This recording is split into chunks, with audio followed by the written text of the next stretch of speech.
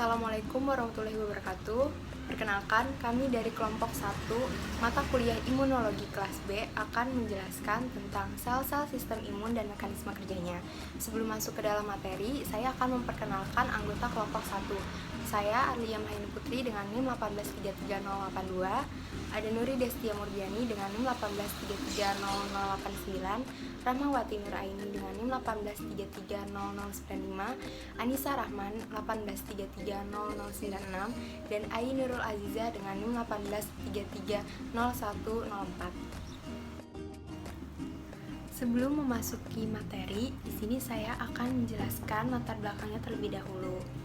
Tubuh manusia tidak mungkin terlepas dari yang namanya mikroba patogen yang ada di sekelilingnya. Mikroba patogen ada yang bersifat poligenik dan ada yang bersifat kompleks.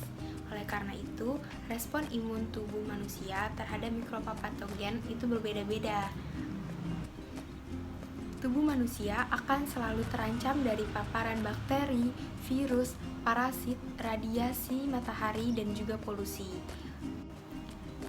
Sistem kekebalan tubuh, sistem imun tubuh terutama makrofag, dan makanan sehat bergizi merupakan cara untuk menekan berbagai macam mikroba patogen.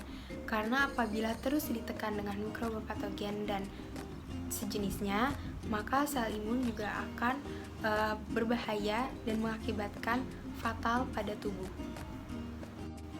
Respon imun yang alamiah terutama melalui fagositosis untuk neutrofit, monosit, serta makrofag jaringan lipopolisakarida dalam dinding gram negatif dapat mengaktifasi komponen jalur alternatif tanpa adanya antibodi. Adapun tujuan pembelajaran kali ini adalah untuk mengetahui definisi sistem imun, kedua untuk mengetahui jenis-jenis sistem imun, yang ketiga untuk mengetahui cara kerja sistem imun dalam tubuh, dan yang keempat untuk mengetahui manfaat sistem imun bagi tubuh. Rumusan masalah, apa definisi sistem imun? Sebutkan jenis-jenis sistem imun, bagaimana kerja sistem imun dalam tubuh, apa manfaat sistem imun bagi tubuh. Definisi sistem imun atau imunitas. Imun atau imunitas yaitu resistensi terhadap penyakit, terutama penyakit infeksi. Sistem imun yaitu gabungan sel, molekul, dan jaringan yang berperan dalam resistensi terhadap infeksi. Respon imun yaitu reaksi yang dikoordinasi sel-sel, molekul-molekul terhadap mikroba dan bahan lainnya. Lalu di sini saya akan menjelaskan tentang jenis-jenis sistem imun. Jenis-jenis sistem imun terbagi menjadi dua macam. Yang pertama, sistem imun non-spesifik dan sistem imun spesifik. Sistem imun non-spesifik merupakan pertahanan tubuh terdepan dalam menghadapi berbagai serangan mikroorganisme. Mengapa dikatakan non-spesifik? Karena tidak ditujukan terhadap mikroorganisme tertentu. Sedangkan sistem imun spesifik merupakan sistem imun yang mempunyai kemampuan untuk mengenal benda yang dianggap asing bagi dirinya.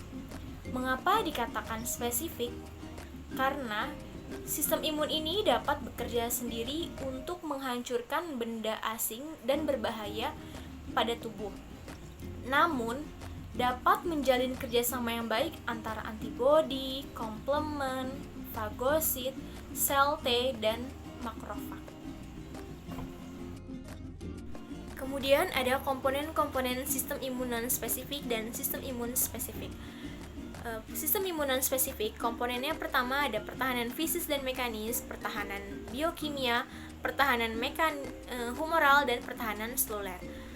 Contoh dari pertahanan fisis dan mekanis yaitu ada selaput lendir, kulit, silia, batuk dan bersin, meningkatnya oksigen pada paru bagian atas.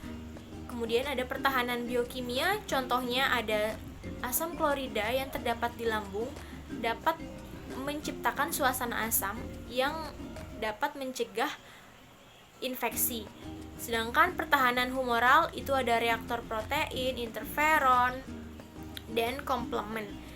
Dan yang terakhir ada pertahanan seluler, contohnya ada fagosit atau makrofag yang berperan dalam sistem imun spesifik, non-spesifik seluler. Lalu komponen sistem imun spesifik itu ada humoral dan seluler. Yang berperan dalam sistem imun spesifik humoral yaitu ada limfosit B atau sel B, dan yang berperan dalam sistem imun spesifik seluler yaitu sel T atau limfosit T. Selanjutnya ada jenis sistem kekebalan tubuh menurut sifatnya. Yang pertama ada sistem kekebalan tubuh alami, di mana kekebalan atau imunitas terhadap suatu penyakit yang dimiliki tubuh tanpa perlakuan tertentu dinamakan sistem kekebalan tubuh alami. Contohnya adalah kebalnya bayi terhadap beberapa penyakit setelah menyusu pada hari pertama. Di dalam air susu ibu terkandung kolostrum yang kaya akan antibodi dan mineral. Kekebalan tubuh ini bertahan beberapa hari sampai beberapa minggu. Dan yang kedua ada sistem kekebalan tubuh buatan, di mana suatu bentuk kekebalan tubuh yang sengaja dibuat atau ditumbuhkan melalui pemberian vaksin. Contohnya, jika kita menginginkan tubuh memproduksi antibodi tetanus, maka seseorang akan disuntik bakteri tetanus yang telah dilemahkan. Selanjutnya, ada mekanisme kerja sistem imun. Sistem imun adalah sistem perlindungan pengaruh di luar biologis yang dilakukan oleh sel organ khusus pada suatu organisme. Jika sistem kekebalan tubuh bekerja dengan benar, sistem ini akan melindungi tubuh terhadap infeksi bakteri dan virus, serta menghancurkan sel kanker dan zat asing lain dalam tubuh. Jika sistem kekebalan tubuh melemah, kemampuannya melindungi tubuh juga berkurang, sehingga menyebabkan patogen, termasuk virus, yang menyebabkan demam dan flu, dapat berkembang dalam tubuh. Sistem kekebalan tubuh juga memberikan pengawasan terhadap sel tumor, dan terhambatnya sistem ini juga telah dilaporkan meningkatkan resiko terhadap beberapa jenis kanker.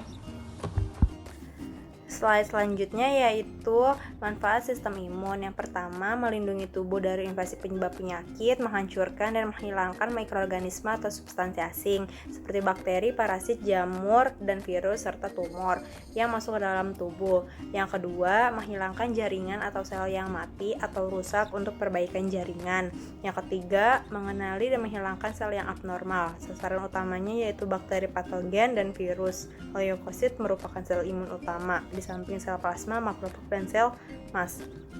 Selanjutnya yaitu respon imun. Respon imun adalah respon tubuh berupa suatu urutan kejadian yang kompleks terhadap antigen. Untuk mengeliminasi antigen tersebut, respon imun ini dapat melibatkan berbagai macam sel dan protein, terutama sel makrofag, sel limfosit, komplement, dan sitokin yang saling berinteraksi secara kompleks. Mekanisme pertahanan tubuh itu terdiri atas dua mekanisme. Yang pertama, mekanisme pertahanan spesifik, dan yang kedua, mekanisme pertahanan spesifik. Apa itu mekanisme pertahanan spesifik? Komponen pertahanan non-spesifik disebut juga komponen non-adaptif atau innate atau imunitas alamiah. Artinya, mekanisme pertahanan yang tidak ditujukan hanya untuk satu jenis antigen, tetapi untuk berbagai macam jenis antigen. Imunitas alamiah sudah ada sejak bayi lahir dan terdiri atas berbagai macam elemen non-spesifik. Jadi, bukan merupakan pertahanan khusus untuk antigen tertentu. Selanjutnya, mekanisme pertahanan tubuh spesifik atau disebut juga komponen adaptif atau imunitas didapat adalah mekanisme pertahanan yang ditujukan khusus terhadap satu jenis antigen. Karena itu, tidak dapat berperan terhadap antigen jenis lain. Bedanya dengan pertahanan tubuh non-spesifik adalah bahwa pertahanan tubuh spesifik harus kontak atau ditimbulkan terlebih dahulu oleh antigen tertentu. Baru ia akan terbentuk, sedangkan pertahanan tubuh non-spesifik sudah ada sebelum ia kontak dengan antigen.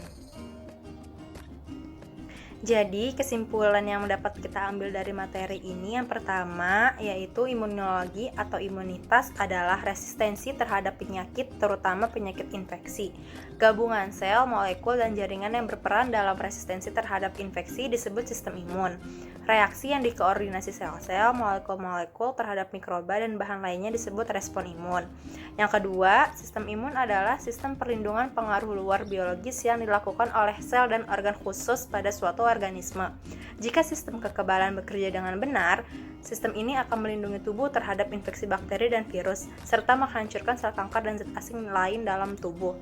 Yang ketiga, manfaat sistem imun ialah melindungi tubuh dari invasi penyebab penyakit, menghancurkan dan menghilangkan mikroorganisme atau substansi asing seperti bakteri, parasit, jamur, dan virus serta tumor yang masuk ke dalam tubuh. Saran yang dapat kita ambil dari materi ini, yang pertama, untuk menjaga imunitas tubuh tetap terjaga, para ahli menyarankan untuk olahraga dan istirahat yang cukup. Yang kedua, jalani diet gizi seimbang. Dan yang ketiga, bantu dengan suplemen penguat imun seperti susu berkolostrum dan vitamin C. Sekian presentasi dari kelompok kami. Kurang lebihnya mohon maaf. Wassalamualaikum warahmatullahi wabarakatuh. Terima kasih banyak.